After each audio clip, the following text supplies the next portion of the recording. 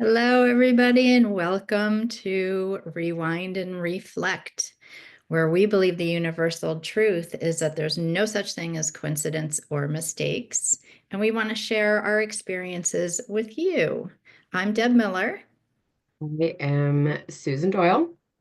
Welcome, everybody. Yeah, nice to see you guys again. Nice to see you, Deb. Nice to see you too. Notice I'm in long sleeves today because in Florida it's chilly, chilly, You're chilly. chilly. You're chilly. Your version of chilly in Florida is way different than Massachusetts chilly in the beginning of December, but Yeah. I'll allow you to feel cold and have long sleeves on. But what we have in Florida that you don't have when it gets cold is falling iguanas. Have you ever heard of that? Oh my God. No, but I just had this visual of like literally iguanas falling on your head while you're walking Yeah. into a They store. literally fall from trees.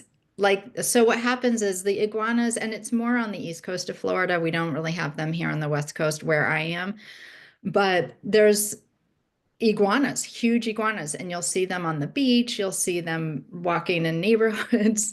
And when it gets cold, they turn into like their heart stops and they go into, yeah. So a lot of them go into trees to sleep. And when they freeze, and then they'll just fall out of the tree. Like Are they dead? literally, they're not dead. They come back to life. And this is what people don't understand when they come back to life when it gets warm. So like you're walking down the neighborhood, walking a dog, and kaplunk, one will fall out of a tree.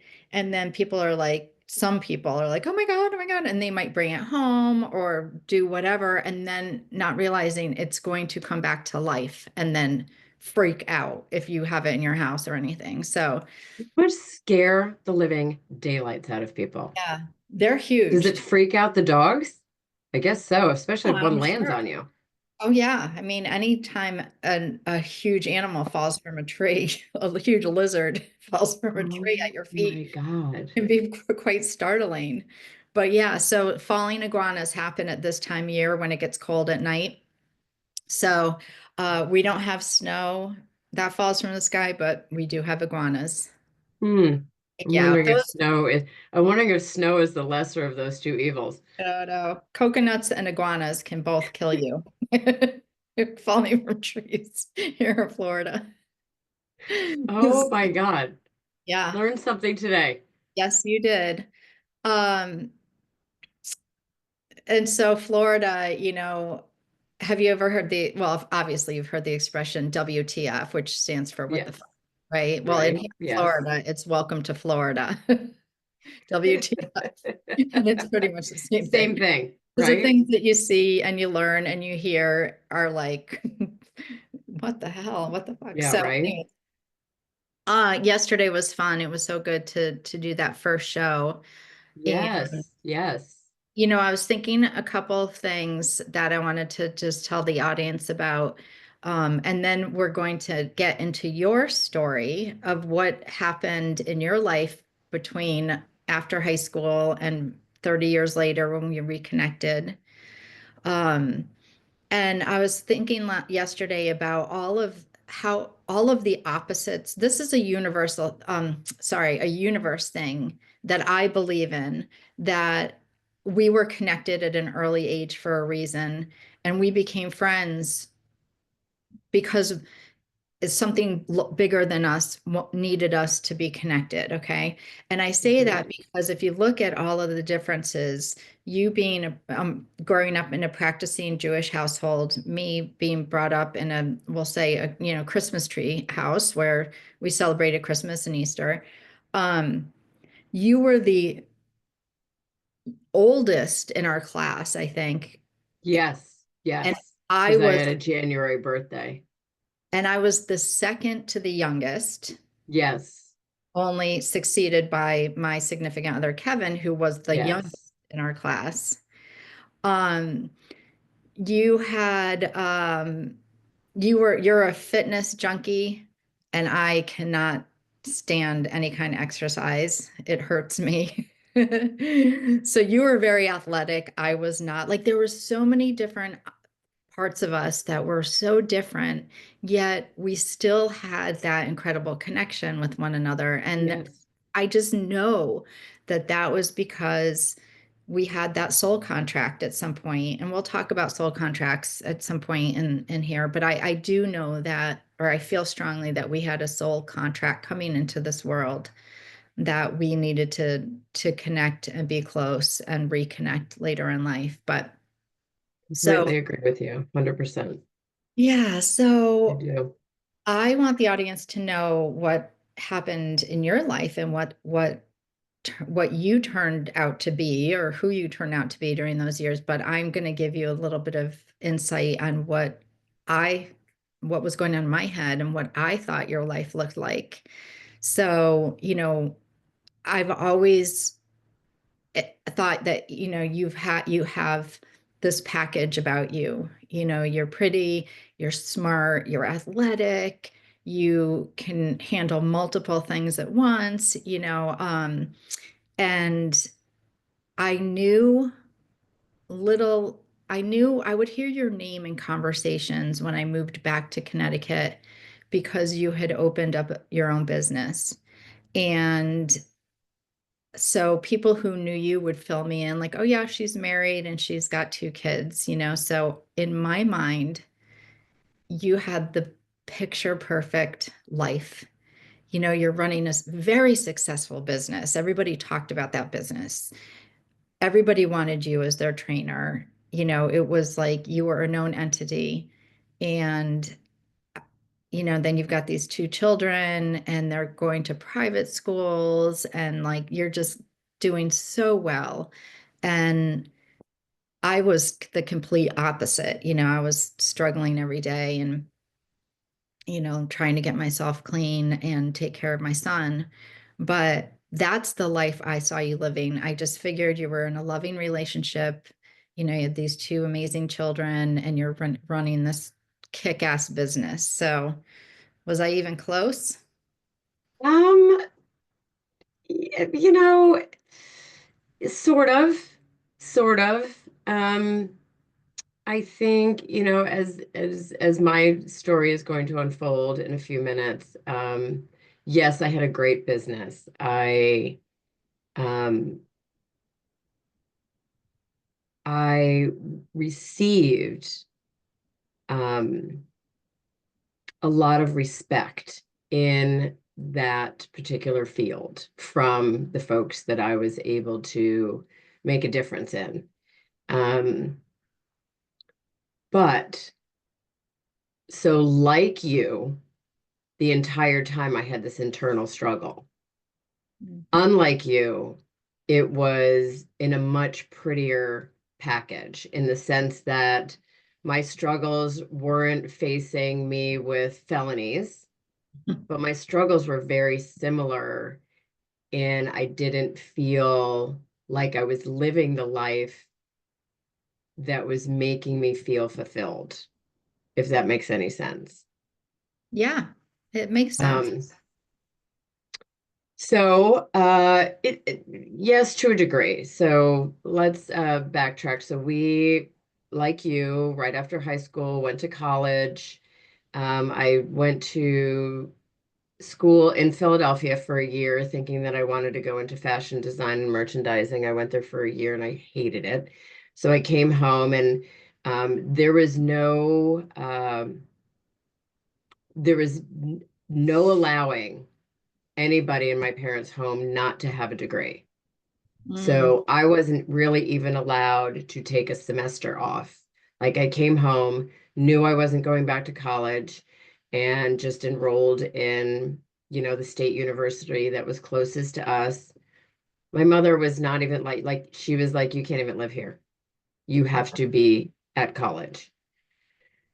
So, all through summers of high school and college, I worked at the town pool and really enjoyed like recreation and all those things. And so I went to the state university near us that really specialized in PE teachers. So I started working at a local health club that had just put a pool in, being a swim instructor and started being in that environment. I'm like, wow, like I really like I love this. So I do have to correct you. I was not a good athlete. Yes, you were. You I played soccer. You were I really good at did, but I wasn't good at it. But I was very dedicated to exercising and knowing that knowing that part of me had to, that box had to be checked every day. So in high school and sort of when we were growing up in the 80s, it was just sort of like the start of the health club scene. It was like right past sort of like the Jack LaLanne Yes. era, but like the health clubs really, or the fitness clubs really weren't like defined yet, and there wasn't a lot of choices. So anyway, long story short, I started working at this health club, and then I was going to school part-time, and then I ended up matriculating full-time and graduated with a degree in fitness management. And I was sort of like, okay, have a Hmm. degree, and I have always been one of those people that I just did what I was supposed to do. I followed the rules. Um, if we were to veer off, like when we were younger and we would drink in the woods or something like that, it never affected like my grades or, we never really got in trouble. You know what I mean? So these are the rules. I'm going to follow the rules and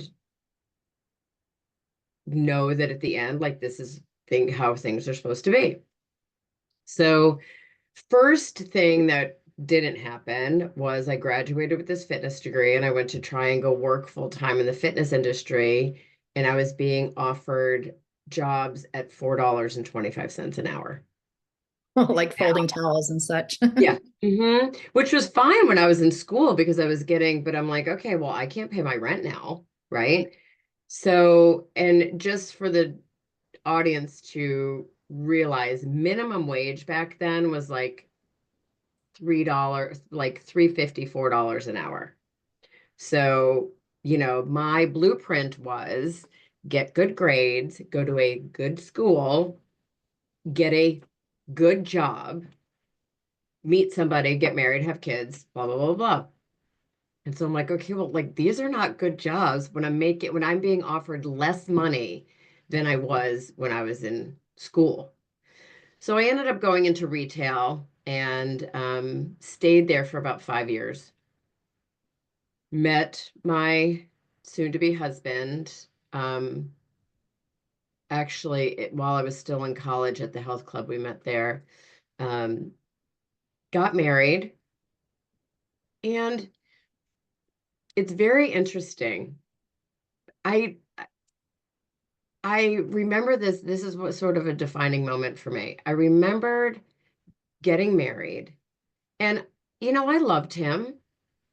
We had bought a house already. We were sort of doing the domestic thing.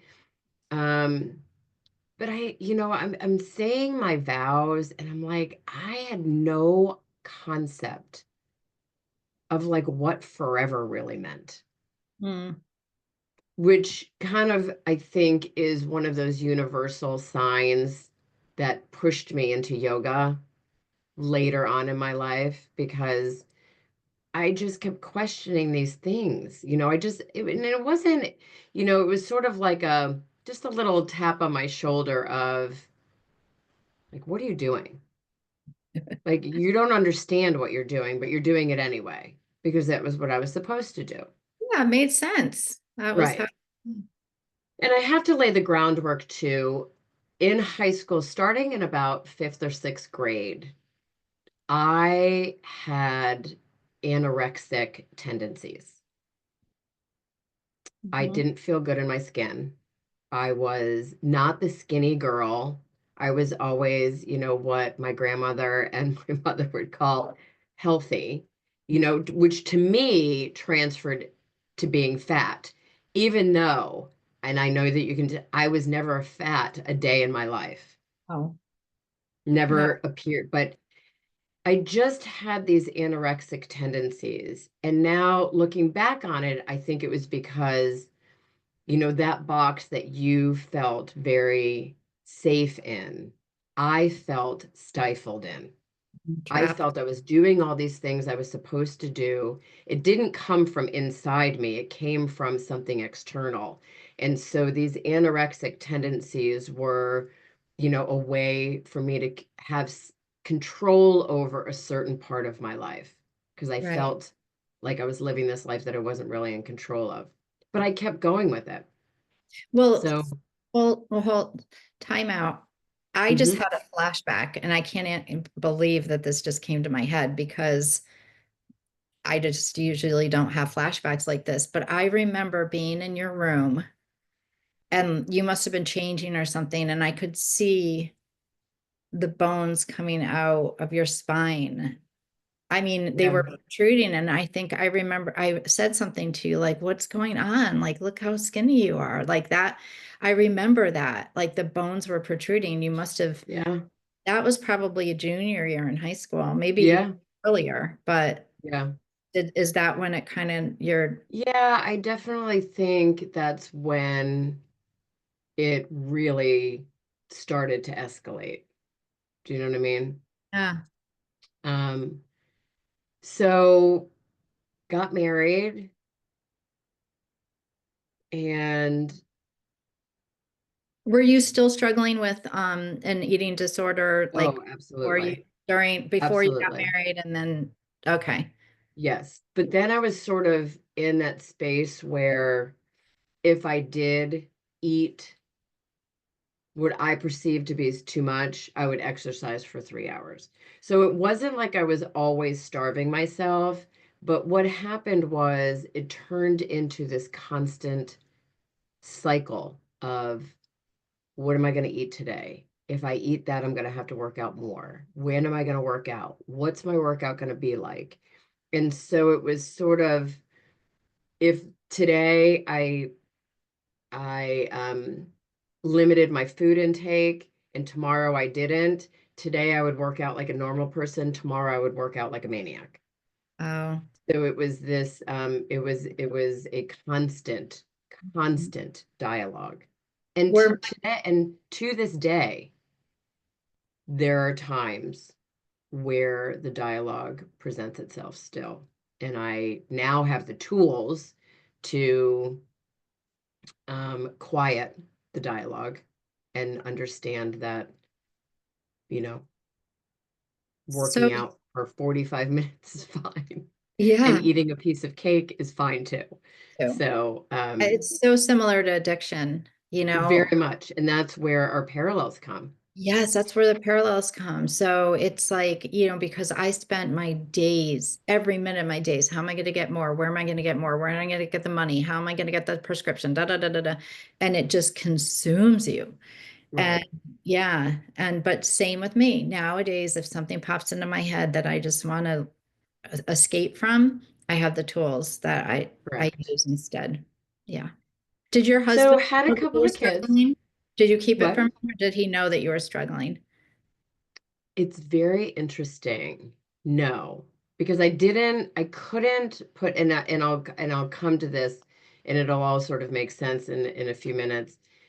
No, but his family, there were several people in his family that were very overweight.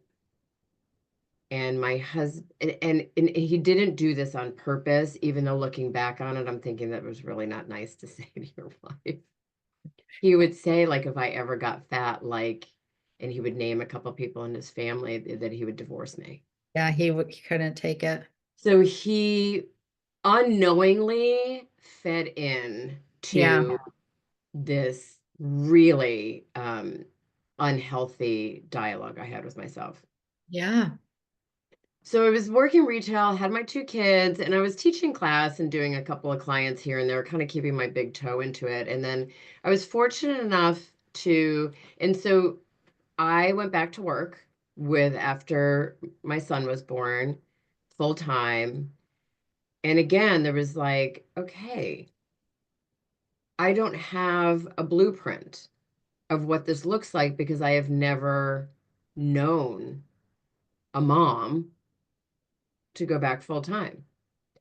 So it wasn't really struggling, but it was just sort of one of those things that I was like, "Oh, Where did you put your baby? Where'd you put Tyler? daycare, a home daycare, this Yeah. lovely, lovely, wonderful,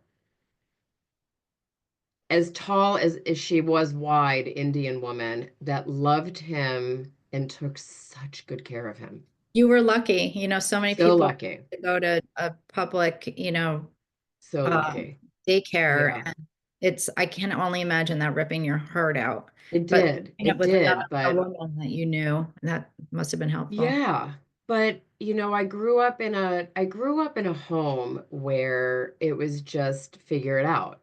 They didn't, can you help me with my homework? No, you can do it.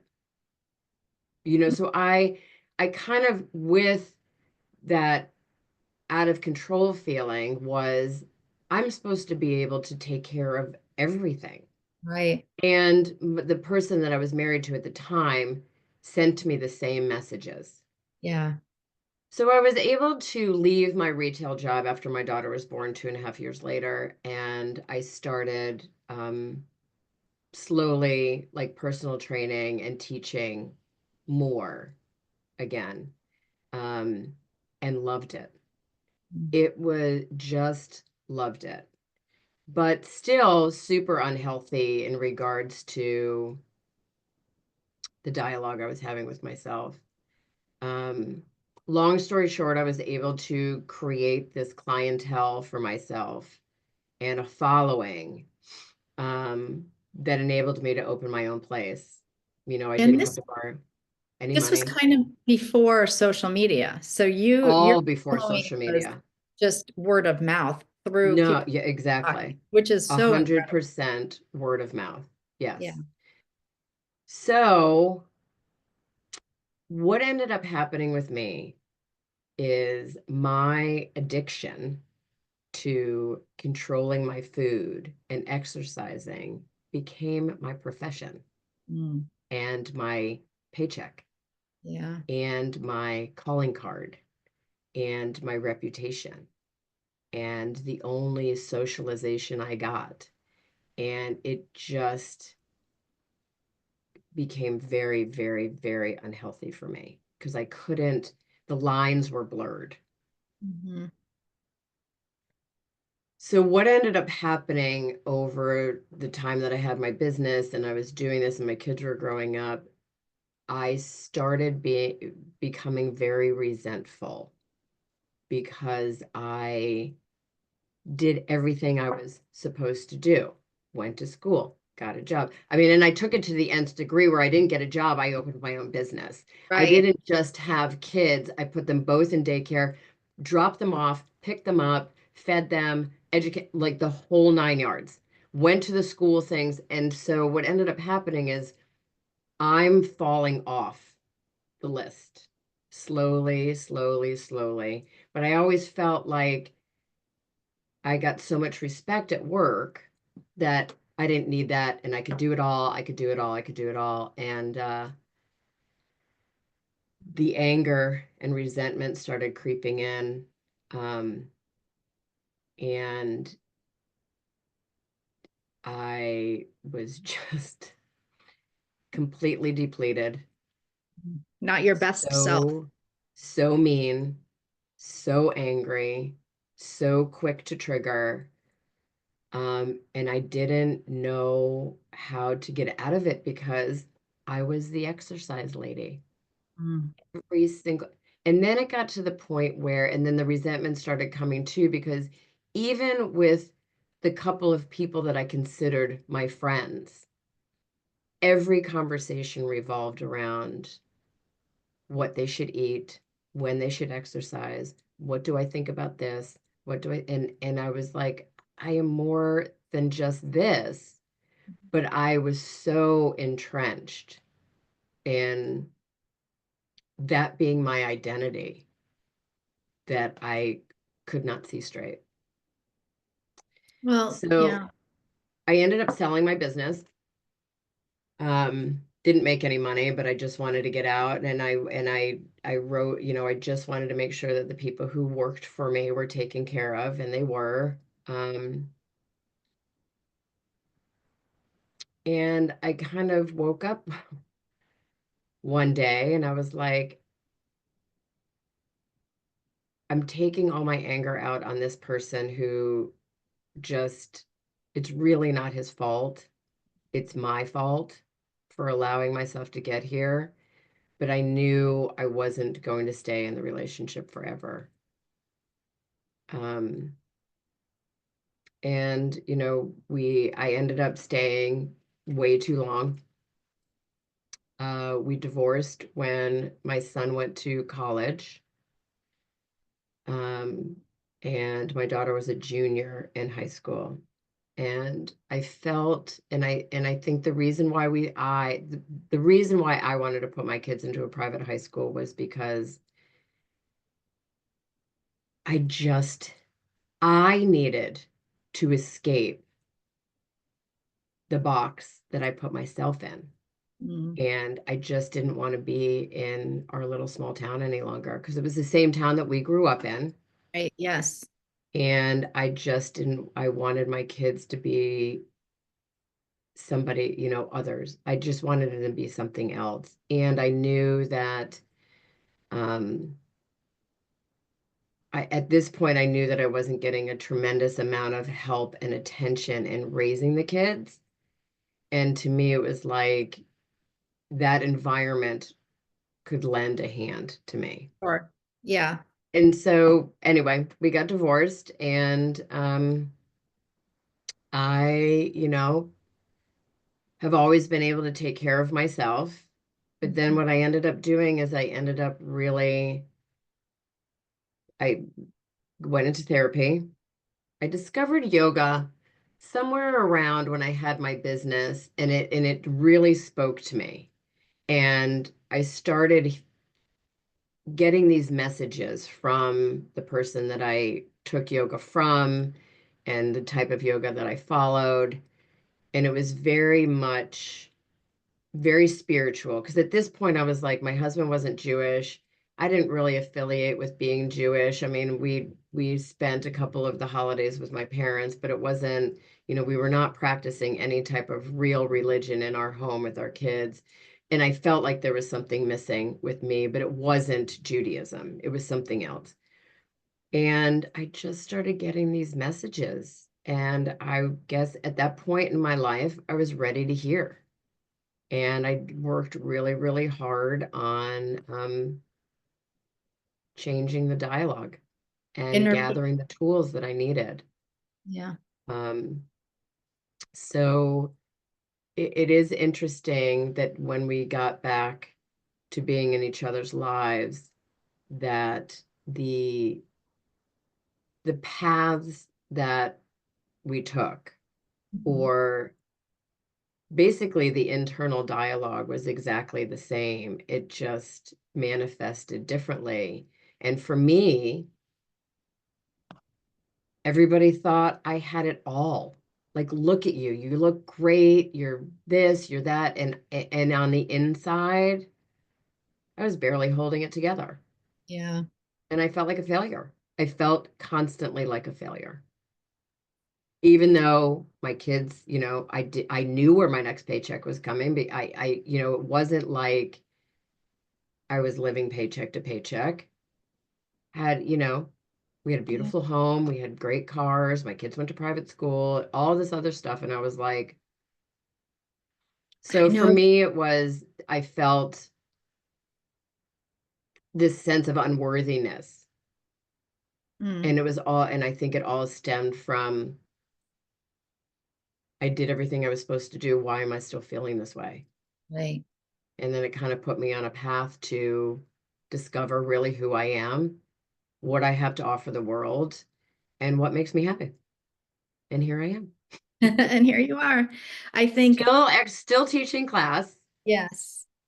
still huge part of my life, but now I enjoy a glass of wine on occasion. I eat dessert. I exercise like a normal person. I was just on vacation and didn't exercise for 8 days straight, and I feel really good. And so I am much kinder to myself now, as are you. Yes. Yes. I think what we learned, or what I learned anyways, is our happiness, our serenity, the peace that we need to be at with ourselves, it all comes from the inside. It's never going to come from the outside, ever. And No. that's the mistake I made with my husband at the time. Mm, I constantly looked to him to make me happy, and in turn I'm making him feel like a failure, and I am getting angrier and angrier when truly I needed to just take a step back and look for things inside me.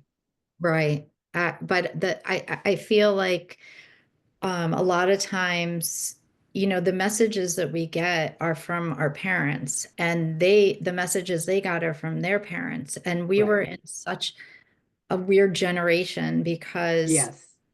our parent, our parents were kind of the end of the era of the stay-at-home mom and the traditional family, right? So when we started having a family, it was more like normal for women to go to work and raise the kids, and the husbands at work, or whatever, whatever.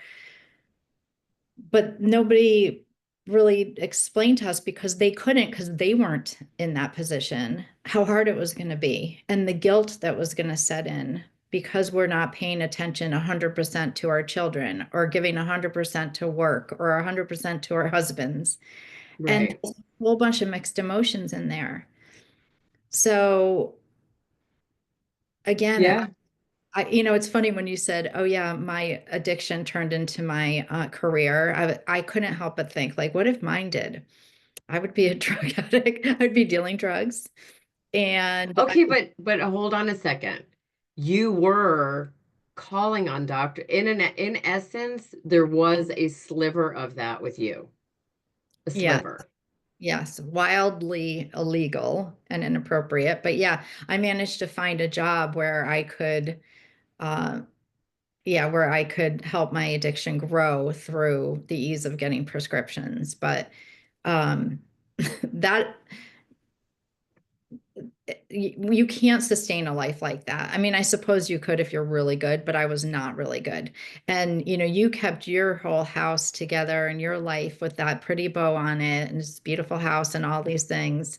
Yeah. And where I just ran around letting everybody see what a mess my life was. But not through my own, but through newspapers and people talking and the arrests and all of that.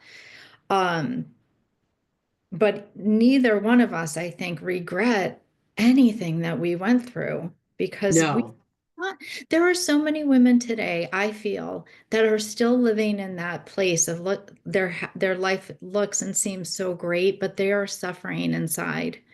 I They agree with you.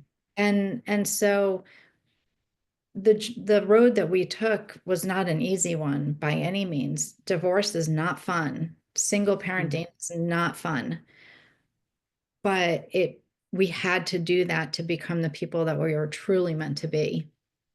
I agree, and I will take it a step further where I had to lose myself and everything I thought I should be or was conditioned to think that I was in order to come to the place where I know who I am, Mm, and I know what wakes gets me up in the morning, and I know and knowing that I will never go back to that place of being angry, right. You have and really knowing worked. that I'm Yeah. really worked hard. And you know what? The process is not perfect. There are No. times where my initial reaction is boom, you back me into a corner, I'm coming out swinging. Mm, But I do, like we said, we've discussed this a lot, is we have a toolbox now. mhm. I never had a toolbox. No. So I have a toolbox now, and it's interesting. And there's all sorts of stories out there and women out there, and for whatever reason, thought something was going to fulfill them, and they realized that it wasn't, and it didn't, and may have turned on themselves and blamed themselves. And I think the biggest thing that I have learned in my journey thus far Mhm. is no matter how far down a road I go, I can always turn around and go in a different direction. Right. Absolutely. And here I'll add on to that. When you're going in a direction that's not working out and you're hitting roadblock after roadblock, it's because you're not meant to be on that path. And it doesn't Agreed. matter how many years you're on that path, and you can spend all your time saying, but I put, 5 years into this, whether it's a job or a relationship or whatever. It doesn't matter if you're hitting roadblocks, if it doesn't feel good, it's not the path you're supposed to be on. So quickly pivot and try something else. And you'll know as soon as it's right because it just flows. If Correct. and and so but I know it's very difficult. Well, the kids, well, the marriage, we put so much time into this. But and I'll just speak from my faith, like God doesn't want us living a life that is not full of joy and love and purpose. And I lived in that other life for a very long time. And I I have don't too. anymore, but it's not like I said yesterday, it's not a bed of roses. Like life, it's hard. You get Yeah. Yeah. curveballs all the time. It's just a matter of how you react to that is going to make Agreed. your life so much easier and so much more joyful. And here's another thing that just came into my head is I was surrounded by tons and tons and tons of people who respected me, who complimented me, and all these other things. And through those times was always like, I don't need this. I don't need you. I don't need your help. I don't need. Mm. And I now know, and I am a firm believer that, community is everything. Yes, And that you can't do this thing called life alone. right. You need to find your tribe. Yes, you do. And that brings joy, and that makes walking down the path so much richer, so much purpose, more purpose, and you're walking with intention. Right. That's so well said. And however, I do want to say, as an addict, and you also suffer from an addiction, we'll say, recovering, our natural tendency is to isolate from people because the more 100%. people we have in our life, the more we are putting ourselves at risk for being hurt, Hmm. rejected. And Yep. nothing that is going to make me want to numb myself more than being if I'm hurt or feeling rejected. And so it's natural. I just want to be alone. And I find myself, I struggle with that sometimes. I'll isolate.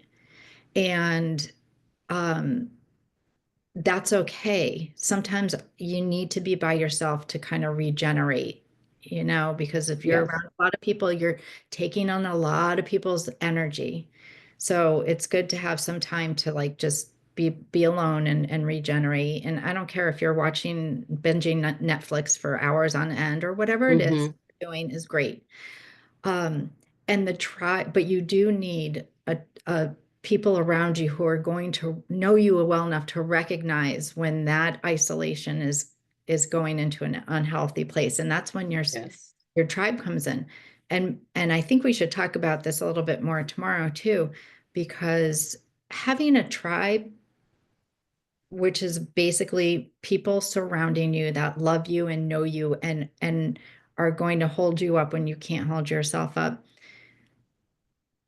sometimes you need to kind of go through some experiences with the people to know who's really got your back.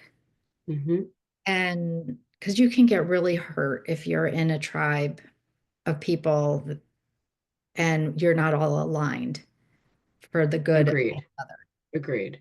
And so for any women that are listening or men, who are afraid of being around people because you don't want to get hurt or rejected.